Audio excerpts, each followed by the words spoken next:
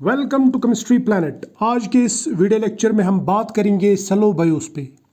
सेलोबायोस एक डाइसैकेराइड है माल्टोस की तरह और माल्टोस के जैसा ही है, लेकिन ये फॉर्म होता है बाय हाइड्रोलिसिस ऑफ सेलुलोज, जबकि माल्टोस फॉर्म होता है बाय हाइड्रोलिसिस ऑफ स्टार्च। तो दोनों में थोड़ा फर्क है, कॉन्फ़िगरेशन का फर्क है, वो मैं आपको बताऊंगा। माल्टोस में भी 2 डी ग्लूकोज यूनिट्स होते हैं और सेलोबायोस में भी 2 डी ग्लूकोज यूनिट्स होते हैं, लेकिन फ़र्क कहाँ पे आता है? फ़र्क आता है ग्लाइकोसिडिक लिंकेज में। माल्टोस में ये जो ग्लाइकोसिडिक बॉन्ड होता है ये अल्फ़ा बॉन्ड होता है, यानी यहाँ पे बीटा डी ग्लूकोज के बदले में अल्फ़ा डी ग्लूकोज होता है। तो ये जो O ग्रुप है ये नीचे की तरफ होता है, जबकि इस सेलोबायोस में ये जो ग्रुप है ये ऊपर की तरफ होता है, यानी ये ग्लाइकोसिडिक जो बॉन्ड है ये बीटा फॉर्म में होता है, बीटा ग्लाइकोसिडिक बॉन्ड। इसे हम कहते हैं बीटा 1,4 ग्लाइकोसिडिक बॉन्ड, क्योंकि ये बनता है कार्बन नंबर 1 और कार्बन नंबर 4 के बीच में। पहले रिंग के कार्बन नंबर 1 और दूसरी रिंग के कार्बन नंबर 4 के बीच में ये बनता है। क्लियर? ये हो गई एक बात। दूसरी बात, इसमें 2 सब यूनिट्स रहते हैं। ये वाला जो सब यूनिट है इसका तो ये ऑक्सीजन बंद है, ये एस्टल फॉर्म में, यहाँ पे ये ग्लाइकोसिलिक बॉन्ड बंद है, ये OH ग्रुप बंद है, लेकिन ये वाला OH ग्रुप फ्री रहता है। तो इसकी वजह से ये रिड्यूसिंग शुगर बन जाता है, इस एनोमेरिक OH की वजह से, जिस तरह से माल्टोस में होता है। तो सेलोबायोस भी एक रिड्यूसिंग शुगर है। तो मैं कह सकता हूँ फिर इसमें 2 पार्ट्स रहते हैं, नॉन रिड्यूसिंग हाफ और रिड्यूसिंग हाफ। और ये जो OH है इसको मैंने ऐसे कर्व्ड लाइन से दिखाया, क्योंकि ये OH ऊपर भी रह सकता है बीटा फॉर्म, नीचे भी रह सकता है अल्फा फॉर्म। तो इसका मतलब ये हुआ कि सेलोबायोस भी माल्टोस की तरह 2 फॉर्म्स में रह सकता है, अल्फा फॉर्म और बीटा फॉर्म। और ये जो ग्लाइकोसिलिक लिंकेज है ये है बीटा 1,4 ग्लाइकोसिलिक लिंकेज, जबकि माल्टोस में यही लिंकेज अल्फा 1,4 ग्लाइकोसिलिक लिंकेज रहता है या अल्फा 1,4 ग्लाइकोसिलिक बॉन्ड रहता है। तो दोनों में ये फ़र्क है ग्लाइकोसिलिक बॉन्ड का। अब फिजिकल प्रॉपर्टीज़ की बात की जाए तो फिजिकल प्रॉपर्टीज़ इसकी अगर मैं आपको बताऊं तो ये वाइट क्रिस्टलाइन पाउडर रहता है, वाटर में सॉल्युबल रहेगा, क्योंकि इसमें OH ग्रुप्स हैं, छोटा सा मॉलिक्यूल है, बहुत सारे OH ग्रुप्स हैं, तो वाटर के साथ में वो हाइड्रोजन बॉन्ड बना देते हैं और सॉल्युबल हो जाता है।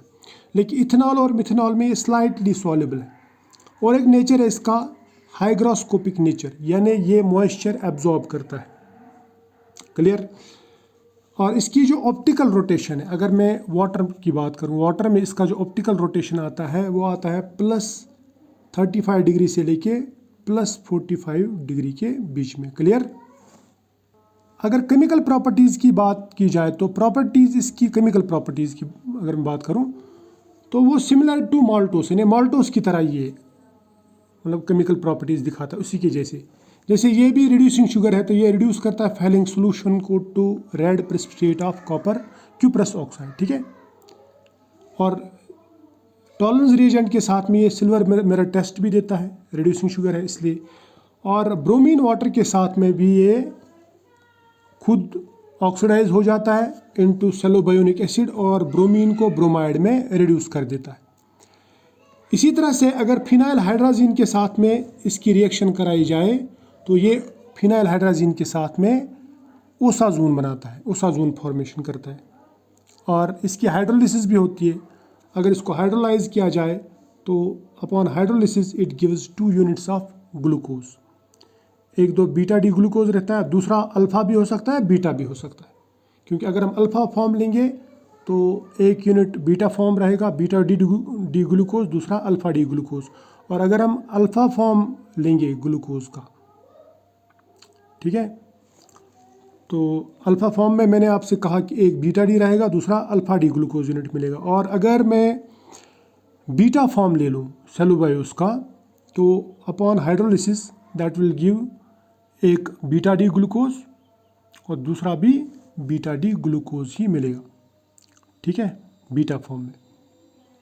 और सल्फ्यूरिक एसिड के साथ में, कंसनट्रेटेड सल्फ्यूरिक एसिड के साथ में अगर इसको ट्रीट किया जाए तो इसकी चेयरिंग हो जाती है, यानी ये जल जाता है, वहाँ पे सिर्फ कार्बन रह जाता है और उसमें भी कार्बन सल्फ्यूरिक एसिड के साथ में रिएक्ट करके कार्बन डाइऑक्साइड और सल्फर डाइऑक्साइड गैस बनाता है। तो आई होप ये जो छोटा सा लेक्चर है यह आपको समझ में आया होगा। सेलेबोयास क्या है, रिएक्शंस वैसे ही लिखना है जैसे हमने इसमें माल्टोस में लिखी, सिर्फ लिंकेज वहाँ पे डिफरेंट बना देना। बाकी फिजिकल प्रॉपर्टीज़ मैंने आपको बताई, स्ट्रक्चर बताया। तो मिलते हैं नेक्स्ट वीडियो में, तब तक के लिए बाय।